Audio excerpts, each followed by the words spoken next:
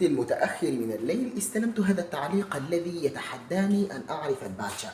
الباتشا أعرفها جيدا، ولأثبت ذلك سوف أصعد مواصلات أو عبرية كما يقولون بالعراقية، وأذهب إلى باب طويريج وأصور لكم الباتشا رأي العين. كنت أفكر أن أكلها، ولكن والله بصراحة بطني ممتلئ الآن، وتعشيت قبل قليل. الآن الساعة للعلم فقط، الآن الساعة حوالي 8:30 أو 9:30، وعندي فقط نصف ساعة حتى أعود إلى الأقسام قبل أن يغلقوا الأبواب في وجهي وأضطر أن أذهب إلى مدينة الجزائر لأقضي الليلة. فأتمنى لي الحظ الجيد وأن أوفق في أن أريكم الباتشا. فهيا بنا، لا تنسوا أن تعملوا لايك وفولو.